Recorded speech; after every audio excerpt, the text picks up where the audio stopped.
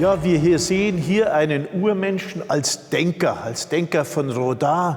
Das kennt jeder. Ein Urmenschen in einer Position einer intellektuellen Überlegenheit. Und ich glaube, das ist ein ungewöhnliches Bild für ein Museum. Wir haben in den Museen in der Vergangenheit die Urmenschen als Kraftbolde gesehen, die große Steine hochheben, die unglaublich stark sind. Aber das ist eben ein traditionelles Bild, das man im 19. und 20. Jahrhundert von den Vormenschen hatten. Die waren eher affenartig als denn mit uns verwandt. Das ist hier ganz anders. Dieser frühe Neandertaler schaut ungemein intelligent. Und das ist auch richtig so, denn wir wissen heute, dass der frühe Neandertaler genetisch mit uns so verwandt ist, dass wir uns paaren könnten und dass das auch geschehen ist, dass wir also 3, 4, 5, je nachdem Prozent Neandertaler-Gene in uns tragen. Also in uns allen ist ein Teil dieser Urmenschen. Und deshalb der Neandertaler als Denker etwas provokativ, so wie auch die Figur von Rodin, des Denkers, der ja das Vorbild für diese Skulptur war, eine Provokation war. Nackter Athlet als Denker war in der damaligen Zeit natürlich etwas Besonderes. Dass wir uns dabei was gedacht haben, beziehungsweise die Künstlerin Frau Daeness, die dieses Bild umgesetzt hat, ist klar. Wenn man sich etwas mehr in der Kunstgeschichte umtut, dann stellt man fest, dass Dürer, der sehr, sehr kritisch war, ein Bauernkriegsdenkmal gemacht hat. Eine ganz kleine Zeichnung, die natürlich nie realisiert wurde, die aber sein soziales Engagement aus meiner Sicht zeigte. Und da sitzt auf einer Säule ein Bauer, und zwar in dieser denkenden Pose, der von hinten von einem fürstlichen Schwert durchbohrt ist. Das Ganze hat Jeff Wall später in einer wunderbaren Skulptur aufgenommen, also eine moderne Kunst, wo ein Arbeiter mit einem Messer von hinten auf so einer Art Palette sitzend durchbohrt ist. Das zeigt also, dieser Denker ist in einer ikonografischen Kette von Bildern, die aussagen, dass jemand zum einen unglaublich fähig ist, aber zum anderen nicht in einer gewissen Weise auch diskriminiert wird.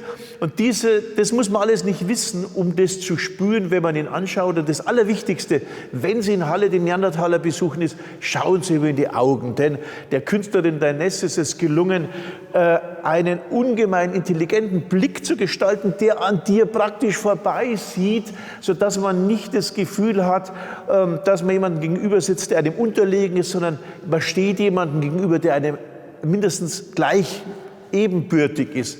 Woher kommt dieser Mensch? Dieser Mensch kommt aus Afrika. In Afrika haben sich die Menschen über Jahrmillionen entwickelt und er kommt nach Europa. Und in dem Moment, wo er vor etwa 1 Million Jahren nach Europa kommt, braucht er eines, auch wenn günstigere Klimabedingungen waren, er braucht Feuer, er braucht eine Behausung und er benötigt Kleidung, er benötigt also Kultur. Und dazu benötigt er auch Sprache, denn ohne Sprache ist das Ganze schwer möglich. All das sind lange Diskussionen, all das wurde lange Zeit nicht sicher gewusst. Wir gehen heute zuverlässig davon aus, dass wir es mit hochadaptiven Wesen zu tun haben. Und genau das haben wir hier in Halle dargestellt. Wir haben aber auch dargestellt, dass das Leben ungemein hart war. Der Neandertaler, dieser frühe Neandertaler, hat zahlreiche Narben. Er hat vor allem auch Füße, wo man sieht, er ist weitgehend ohne Schuhe gelaufen. Dinge, die wir uns heute nicht mehr vorstellen können. Er ist sehr, sehr viel kompakter und sehr, sehr viel kräftiger. Er wird als jede Meisterschaft, glaube ich, im Ringen gewinnen oder im Speerwerfen nicht. Es sind andere Menschenarten. Es gibt mehrere Menschenarten gleichzeitig in dieser Zeit. Es gibt den Homo erectus, es gibt den Flores-Mensch, es gibt den Neandertaler. Und ganz am Ende gibt es nur noch den Homo sapiens. Das heißt, der Sapiens hat alle anderen Menschenarten gleichsam verdrängt durch seinen außerordentlich großen Erfolg. Und wie wir selbst in Denkmustern feststecken, sieht man daran, dass wir heute wissen, dass vermutlich der Neandertaler, aber auch die Sapienten, also wir selbst, bis vor 10.000, 12.000 Jahren überwiegend dunkelhäutig waren, möglicherweise sogar blaue Augen hatten, zumindest sagen das die Genetiker. Und diese Dunkelhäutigkeit kommt daher, dass es für uns nicht nötig war, Vitamin D umzusetzen, zumindest so die Hypothese, als wir in den Norden gingen, weil wir Fleisch aßen, weil wir Jäger waren. Das war erst nötig für die Bauern. Das bedeutet, wir hätten eigentlich den Neandertaler hier dunkelhäutig rekonstruieren müssen. Sie sehen also, wir selbst sind in Bildern gefangen. Neandertaler waren immer hell dargestellt. Das ist ein Fehler, wie der frühe Sapiens, wie auch die Sapienten noch vor 12.000 Jahren, waren die Menschen dunkelhäutig. Weiß ist eher eine Degenerationserscheinung der Anpassung an den Norden, aber ist für uns jetzt gar nicht wichtig.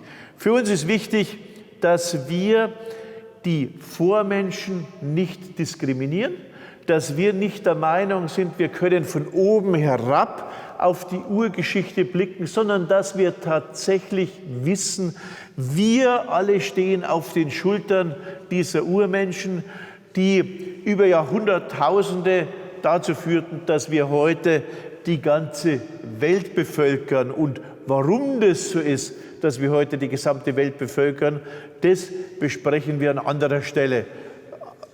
Zuerst verabschieden wir uns jetzt mal von dem Neandertaler, der weiterdenkt ohne uns.